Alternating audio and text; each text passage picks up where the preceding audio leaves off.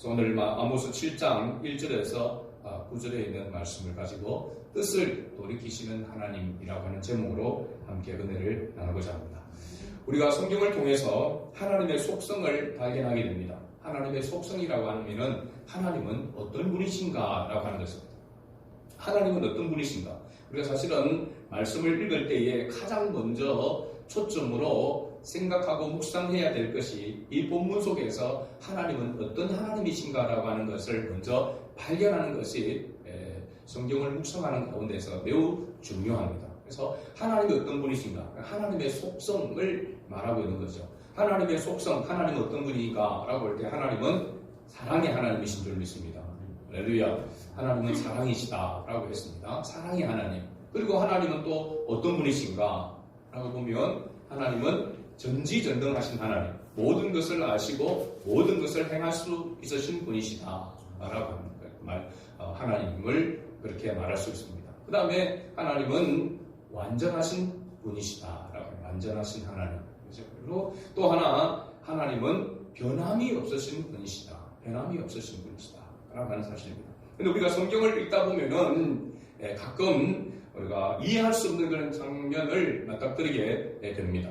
그럴 때마다 우리가 고개를 갸우뚱하게 되는 거죠. 특히 하나님께서 분명하게 무엇을 행하시겠다라고 그렇게 말씀하셨습니다. 선포하십니다. 그런데 그 선포하신 말씀대로 하나님께서 이루시 않으시는 하나님의 말씀을 바꾸시는 그런 모습을 보게 되죠. 어떻게 보면 이랬다 저랬다 장난꾸러기처럼 그런 모습이 있다는 말입니다.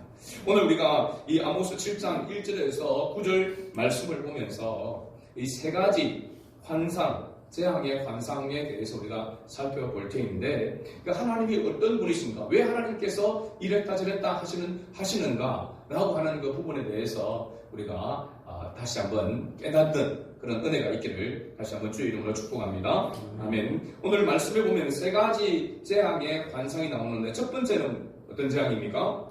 메뚜기 재앙입니다. 메뚜기 재앙. 그 다음에 두 번째는 불의 재앙입니다. 불의 징벌이다 라고 이렇게 말합니다. 세 번째는 다림줄 재앙입니다 라고 이렇게 말하고 있습니다. 이 세 가지 모두가 다 이스라엘 백성, 당시 이스라엘 백성들에 대한 심판에 대한 경고의 말씀입니다.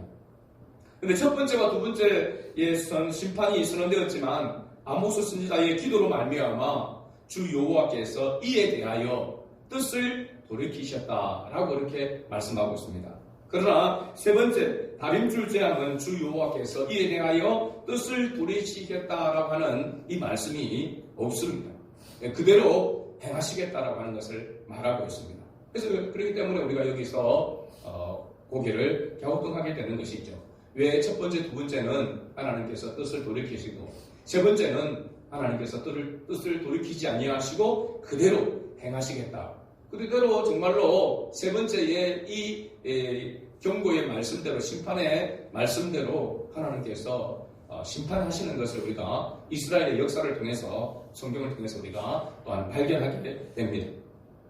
그러므로 오늘 이 말씀은 우리에게 매우 중요한 질문을 던지게 됩니다. 하나님은 왜 어떤 때는 뜻을 돌이키셨다가 또 어떤 때는 뜻을 돌이키시지 않으시는가 라고 하는 겁니다. 그리고 보면 하나님은 우리의 기도와 상관없이 하나님의 뜻대로 행하시는 분이다라는 것을 알 수가 있습니다. 그렇다면 또 우리가 이런 의구심이 생기게 되죠. 우리의 기도가 필요한가라고 하는 것입니다. 우리의 기도에 의미가 있는가라고 하는 것이죠. 기도의 필요성을 우리가 의심하게 되는 것입니다. 우리가 기도해도 결국은 하나님은 하나님의 뜻대로 하나님이 행하실 것이니까 기도해도 소용없는 것이 아닌가라고 하는 그런 생각이 드는 거죠. 오늘 말씀을 통해서 이런 의구심도 해결되어지는 그런 은혜가 있기를 다시 한번 주의 이름으로 축복합니다. 아멘. 오늘 말씀을 통해서 한 세 가지 정도를 살펴보려고 합니다. 1절에서 3절까지의 말씀을 보면은 첫 번째로 하나님은 심판 앞에서도 긍휼을 먼저 보이신다라고 하는 것입니다. 하나님의 심판 앞에서 먼저 긍휼을 보이시는 하나님이시다. 아모스 선지자가 첫 번째로 본 심판에 대한 환상은 바로 메뚜기 재앙이라고 했습니다. 그럼 메뚜기 재앙은 성경에서 가끔씩 나옵니다. 특히 출애굽기에 보면 10가지 재앙이 나오지 않습니까? 그렇죠? 그 10가지 재앙 가운데도 이 메뚜기 재앙이 빠지지 않습니다. 메뚜기장이 나오고 있죠. 그래서 성경에 가끔씩 나오는 재앙 중에 빠지지 않는 단골 재앙이 바로 뭐냐면 이 메뚜기 재앙이라고 하는 것입니다. 그런데 오늘 말씀에 보면 왕의 몫을 거둔 뒤에 백성의 몫이 막 자라기 시작할 때에 메뚜기가 그 모든 것을 다 먹어 치우는 그런 장면, 그런 환상을 보여줍니다. 그러니까 왕의 것은 거두고 그 다음에 백성의 것이 자라기 시작할 때에 그것을 다 먹어 치웠다는 것이니까 얼마나 생각해보면 잔인한 심판을 말하는가라고 하는 것을 우리가 볼 수가 있습니다. 그죠? 가난한 사람은 더 가난한 그런 모습이죠. 그러니까 이건 자연재해의 그런 문제가 아니라 생존 자체의 문제라고 하는 것을 말하고 있습니다. 그러니까 목숨을 담보로 하는 바로 그런 재앙을 내리겠다라고 그렇게 말하고 있습니다. 목숨을 빼앗겠다는 것입니다. 생명을 빼앗겠다는 것입니다. 완전히 멸망시키겠다라고 하는 그러한 바로 환상, 이 재앙에 대한 환상을 아모스 선지자가 보게 됩니다. 이럴 때에 아모스 선지자가 외칩니다. 오늘 우리가 읽었던 2절 말씀 중간에 보면은 내가 이르되 주 여호와여 청하건대 사하소서 야곱이 미약하오니 어떻게 서리이까 하매라고 이렇게 말합니다. 이 메뚜기 재앙의 이 장면을 볼 때에 아모스 선지자가 그냥 있을 수가 없는 겁니다. 그래서 어떻게 보면은 급박한 상황 가운데서 이 아모스 선지자가 외치게 된 것입니다. 청하건대 사하소서라고 하는 것은 뭐냐면 죄를 용서해달라는 것입니다. 죄를 용서해달라는 겁니다. 가타부터 할 것 없이 용서해달라는 것입니다. 그냥 뭔가 하나님 앞에서 큰 죄악을 품었기 때문에 하나님께서 이스라엘 백성들 이렇게 잔인하리만큼 징계하시겠다라고 심판하시겠다고 하니까 무조건 항복한다는 그런 진정으로 사하소서라고 이렇게 얘기합니다. 그 이유는 뭐냐면 야곱이 미약하기 때문이라고 말하고 있습니다. 야곱이 미약하다라고 하는 것은 야곱의 후손이 바로 이스라엘 자손들이 미약하다, 힘이 없다는 것입니다. 힘이 없다. 그게 말이 됩니까? 지금 이 여로보암 2세 때에 북이스라엘은 가장 왕성한 그런 군사력과 경제력을 가지고 있었다라고 이렇게 이야기를 했습니다. 그래서 상하 침상을 해서 기지개를 켜면서 일어나는 그러한 잘 먹고 잘 사는 그런 사람들이 너무나 더 많은 그런 시대 가운데 있었습니다. 그래서 부유하여 부족함이 없다라고 하는 그런 시대인데 힘이 없다. 야곱이 힘이 없기 때문에 사하여 달라고, 불쌍히 여겨 달라고 이렇게 용서해 달라고 기도할 것입니다. 그렇다면 이 아모스 선지자가 야곱이 미약하다라고 하는, 힘이 없다라고 하는 이 힘은 무엇을 말하는가? 바로 세상적인 힘, 육신의 힘이 아니라 영적인 힘을 말하고 있는 것입니다. 그 영적인 힘은 지금 자신들은 그 어느 때보다도 강하고 생각하고 있지만은 진정으로 하나님께로 스스로 돌이킬 수 있는 그러한 영적인 힘이 없다라고 하는 것입니다. 이건 바로 아모스 선지자가 이스라엘을 하나님의 시각으로 바라보았기 때문에, 영적인 시각으로 바라보았기 때문에 이와 같이 바로 기도할 수 있었다고 하는 것을 알 수가 있습니다. 육신의 눈으로 보면은 부족함이 없는 그러한 모습 가운데 살고 있었지만은 영적인 모습으로 볼 때에 그들은 여호와를 진정으로 경외하며 여호와께로 온전히 스스로 돌이킬 수 있는 그 힘이 없는 그런 상황 가운데 있다라고 하는 것을 깨달았다라고 하는 사실입니다. 여러분, 이건 굉장히 중요한 것입니다. 오늘 우리가 이 시대의 우리의 모습과 같습니다. 한국 교회와 우리 교회의 바로 이 모습이 우리가 있다라고 하는 사실입니다. 우리가 육신의 눈으로, 세상적인 눈으로 보면은 그렇게 하나님 앞에 급하게 이렇게 아모스 선지자처럼 기도할 만한 그런 모습이 없습니다. 나의 죄악을 사하여 주지 않으면, 용서해 주지 않으면 내가 죽게 되어지는 그런 틀박한 그런 상황이라고 생각하지 못하는 것입니다. 그런데 영적으로 보게 되면 우리가 주님께로 돌이켜서 온전히 주님 안에서 살아가고자 하는 그런 힘이, 그런 영적인 힘이 우리에게 있느냐? 여러분, 그 힘이 지금 없기 때문에 심각한 문제인 것입니다. 스스로 돌이키고 싶어도 주님과 주님 안에서 주님만을 위하여 살아가고자 하는 그런 마음이 우리 안에 스스로 일어나서 그렇게 돌이키는 그런 삶을 살아갈 수가 없는 시대 속에 있기 때문에 그렇습니다. 여러분 그거 느끼지 않습니까? 내가 이렇게 살아가면 안 되지. 하나님의 은혜 가운데서 정말 하나님의 백성다운 그런 삶을 살아야지 라고 그렇게 문득문득 생각하면서도 하나님께로 돌이킬 수 있는 그런 힘이 없는, 은혜가 없는 그런 지금 상황 가운데 있기에 지금 한국교회와 우리 교회 우리 모두가 하나님 앞에 이 아모스 선지자와 같은 이런 외침의 기도가 필요한 줄로 믿습니다. 정말로 내가 나의 영적인 상태를 생각하면서 깨닫고 나의 허물과 죄악을 용서하여 달라고, 내가 스스로 하나님께로 돌이킬 수 있는 그런 힘이 없습니다. 나를 불쌍히 여겨달라고 라고 하는 이런 기도가 필요한 줄로 믿습니다. 아모스 선지자의 이 기도가 특별한 것은 이스라엘 백성들의 죄에 대하여서 이 아모스 선지자는 변명하지 않았습니다. 지금 이런 상황 때문에 이렇습니다 라고 변명하지 않았습니다. 하나님의 긍휼 앞에 호소하였다라고 하는 사실입니다.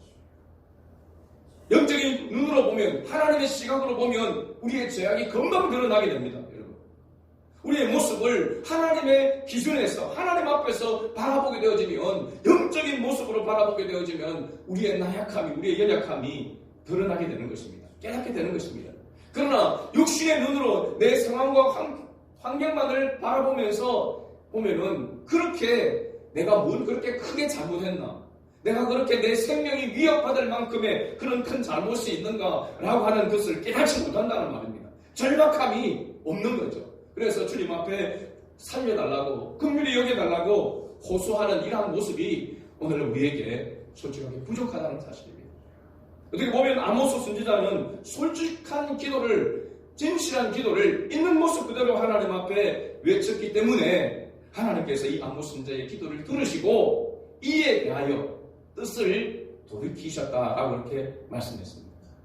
그 내리겠시겠다는 메뚜기 재앙을 내리지 아니하겠다라고 그렇게 말씀하고 있는 것이죠.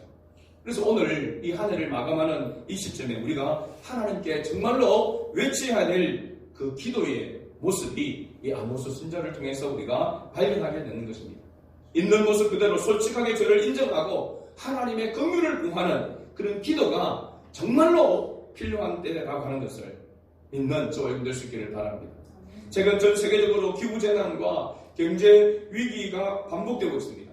가뭄이, 또 어떤 쪽에는 홍수가, 그래서 식량 가격이 상승하게 되어짐으로 말미암아 가장 약한 사람들이 먼저 고통을 당하는 심각한 타격을 받고 있습니다.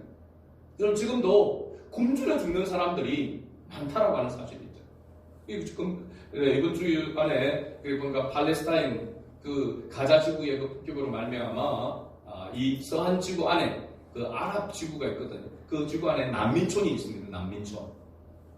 그러니까 전쟁으로 인해서 집을 떠나고 이제 그러니까 그 난민촌에 있는데 이 지금 거기도 겨울철이 다가오게 되니까 그 난민촌에 그 텐트 그 하나에 그 안에서 생활하고 있단 말이에요. 그래서 지금 어린 아이들이 이 추위 때문에 얼어 죽는, 굶주림과 추위로 인해서 굶어 죽는 그런 아이들이 지금 계속해서 발생하고 있다는 겁니다. 우리가 지금 생각해 보세요. 오늘 이 지금 시대에 굶주려 죽는다, 추위 때문에 얼어 죽는다 라고 하는 것이 우리가 와닿지가 않습니다. 그렇죠? 그러나 지금 이런 상황 속에도 있는 사람이 있습니다. 그래서 세계가 어려워지고 경제가 어려워지게 되어지고 평화가 깨어지게 되어지면 누가 제일 고통을 받느냐? 사실은 여자들과 아이들입니다. 가난한 자들, 약한 자들이 고통을 당하게 되고 어려움을 더 당하게 된다는 말입니다. 이런 상황 속에서 우리가 종종 왜 이런 일이 일어나는가라고 말하면서 우리가 두려움을 느끼게 됩니다. 그런데 성경은 이런 일들에 대하여서 우리에게 오히려 이렇게 묻습니다. 이 경고의 앞에서 너는 무엇을 하고 있는가? 지금 우리에게 피부로 느껴지지 않는 그런 모습이지만 분명히 하나님의 경고가 지금 나타나고 있는 줄로 믿습니다. 하나님은 한 번도 모든 것을 한 번에 무너뜨리지 않습니다. 그래서 하나님은 긍휼의 하나님이신 것이죠. 충분히 한 번에 모든 것을 끝장낼 수 있는 하나님이시지만 긍휼을 베푸고 계시는 겁니다. 경고를 통해서 하나님은 위기의식을 느끼고 주께로 돌이키도록 한다는 사실을 우리가 깨달아야 한다는 것이죠. 특히 하나님의 은혜를 입고 구원받은 하나님의 자녀들이 빨리 회개하고 돌이키기를 하나님은 기다리고 계시는 줄 믿습니다. 오늘 저와 여러분들에게 이방인들에 대하여 이방인들이 회개하고 주께로 돌아오기를 하나님은 기다리시지만, 그러나 하나님의 진정한 관심의 핵심은 하나님의 은혜를 입은 하나님의 백성들이 하나님의 자녀다운 모습으로 돌이키기를 하나님은 원하신다는 사실입니다. 두 번째, 하나님은 기도를 통해서 역사를 멈추게 하신다는 것을 우리가 오늘 본문 4절에서 6절에 봅니다. 두 번째 반상이죠. 두 번째 반상은 바로 불에 대한 반상, 심판을 말하고 있습니다. 불이 깊은 물을 삼키고 땅을까지 태운다라고 그렇게 말하고 있습니다. 첫 번째 재앙보다도 어떻게 보면 더 강력한 그런 재앙을 보여주고 있습니다. 이 재앙을 본 아모스 선지자가 또 이렇게 외칩니다. 주 여호와여 청하건대 그치소서. 야곱이 미약하오니 어떻게 했으리이까? 야곱이 미약하니 어떻게 했으리이까? 또 이 기도를 드리고 있습니다. 여기 보면 아모스 선지자의 중보 기도라고 할 수 있습니다.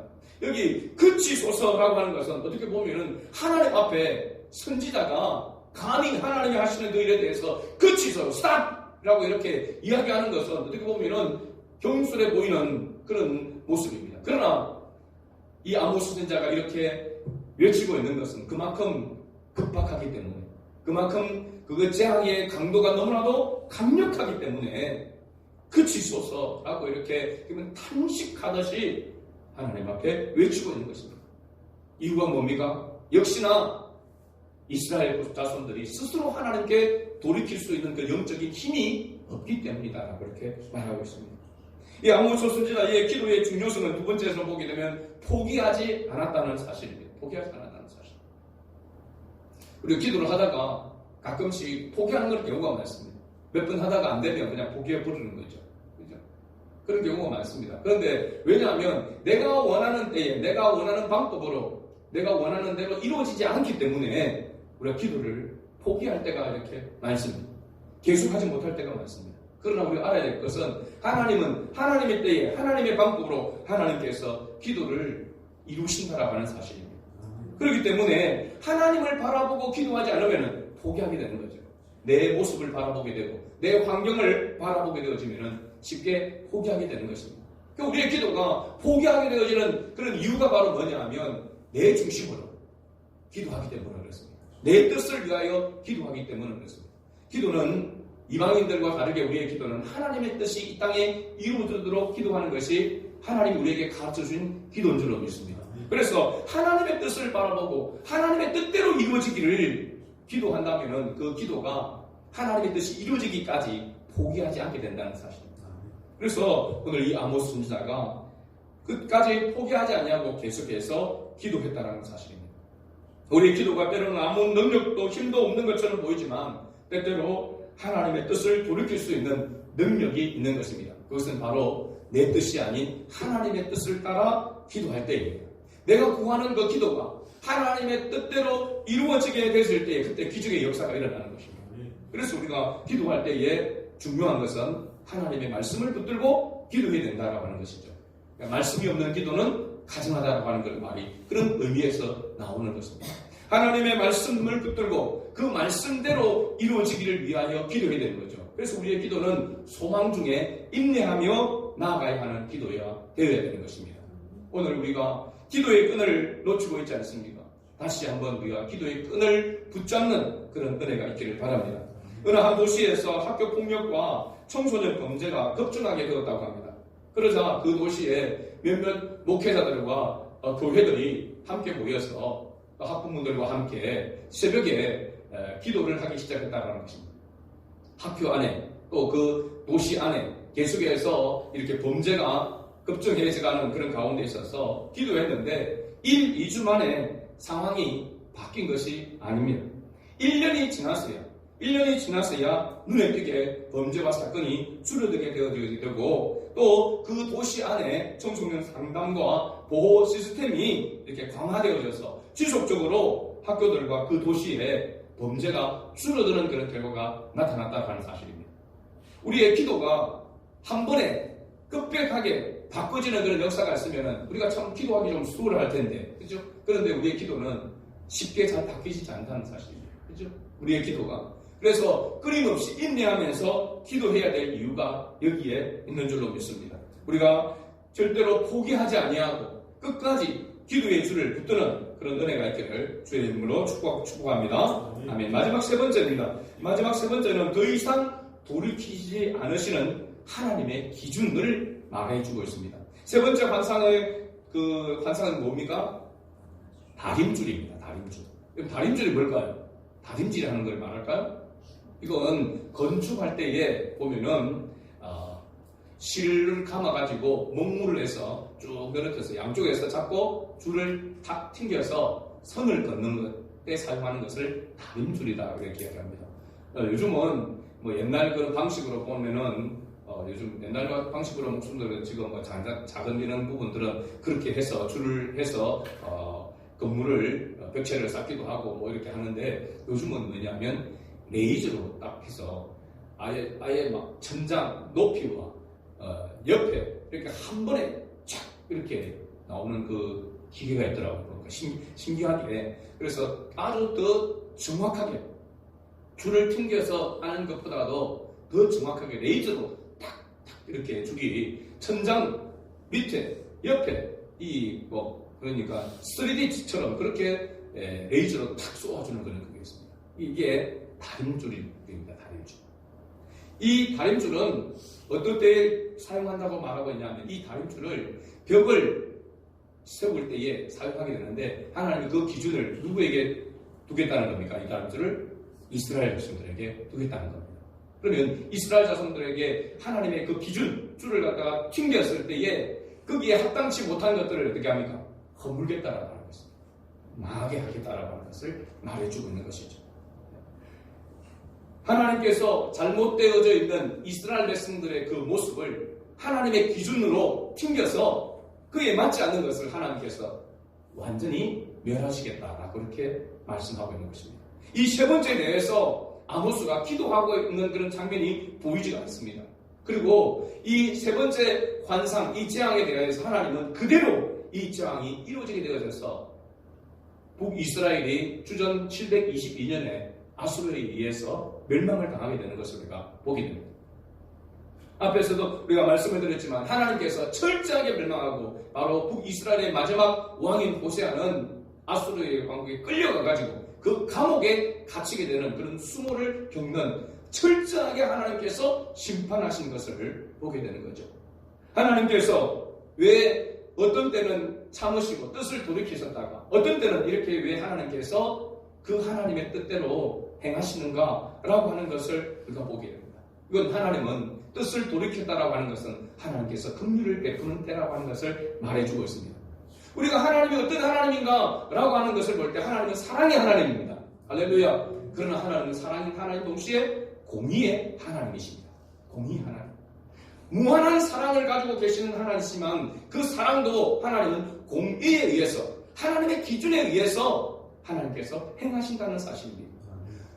많이 인내하면서 많이 긍휼을 베푸시지만 어느 때가 되어지면 하나님의 그 공의에 의해서 하나님은 심판하실 수밖에 없는 상황이 온다라고 하는 사실이죠.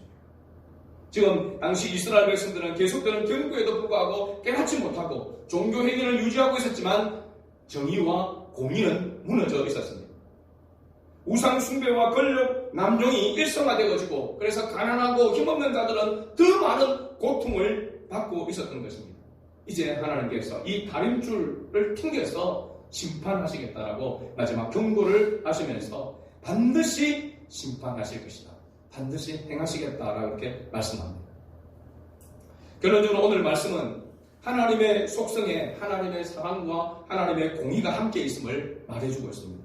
하나님의 사랑은 하나님의 긍휼과 자비로 나타나고 바로 이 하나님의 긍휼과 자비의 때가 지금 우리가 살고 있는 이때인 줄로 믿습니다. 지금은 하나님의 긍휼의 때입니다. 아직 하나님의 긍휼, 하나님의 뜻을 돌이키시고 있는 때라고 하는 사실입니다. 사도 바울은 고린도 교회를 향해서 이렇게 선포했습니다. 고린도후서 6장 1절과 2절 말씀입니다. 우리가 하나님과 함께 일하는 자로서 너희를 권하노니 하나님의 은혜를 헛되이 받지 말라. 이르시되 내가 은혜 베풀 때에 너에게 듣고 구원의 날에 너를 도왔다 하셨으니 따라합시다. 보라 지금은 은혜 받을 만한 때요. 보라 지금은 구원의 날이로다. 할렐루야. 고린도 교회에 많은 문제가 있었습니다. 그럼에도 불구하고 아직까지 하나님의 긍휼이, 하나님의 은혜가 임하고 있는 때라고 했습니다. 지금 우리가 여러 가지 여러 세계의 모든 그런 모습들, 우리의 모습을 볼 때에 마땅히 재앙이, 심판을 받아야 할 그런 모습입니다. 그런데 하나님은 지금은 아직까지 긍휼을 베푸고 계시는 것입니다. 지금 아직까지 믿음의 가정을 세울 수 있는 기회가 우리에게 있는 것이고 주님의 몸된 교회를 세울 수 있는 기회가 우리에게 있다라고 하는 사실입니다. 그러기에 우리가 긍휼을 구하며 기도해야 하는 것입니다. 은혜 받을 수 있는 기회, 구원의 날이 있는 줄 믿고 하나님 앞에 구원을 위하여 기도할 수 있는 그런 기회가 아직 우리에게 있다라고 하는 사실입니다. 하늘을 마감하면서 새로운 하늘을 준비하면서 우리가 하늘을 마감할 때마다 우울한 그런 마음을 가질 수밖에 없습니다. 우리의 모습을 돌아볼 때마다. 그렇죠? 오늘 이 말씀 가운데 보면 스스로 우리가 영적으로 주님께로 돌이킬 수 있는 그런 은혜가 없어 정말로 우리가 주님 앞에 외쳐야 할 그런 때이긴 하지만 우리가 주님께로 돌이켜 외쳐 기도하기만 하면 아직 은혜 받을 만한 때고 아직 구원의 날이 이룰 수 있는 때가 있기에 우리는 소망 가운데 나아가게 되는 것입니다. 또 다시 한 해가 시작되어지고 또 연말이 찾아오게 될 것입니다. 그러나 이런 것들이 계속해서 반복해서 간다면 어느 때는 하나님이 심판을 행할 수밖에 없는 때가 임하게 될 것입니다. 그 때가 오기 전에 은혜 받을 만한 때에 구원의 날이 있는 이때에 다시 한번 주의 은혜를 구하며 나아가는 그런 저와 여러분 될 수 있기를 주의 이름으로 축복합니다. 아멘.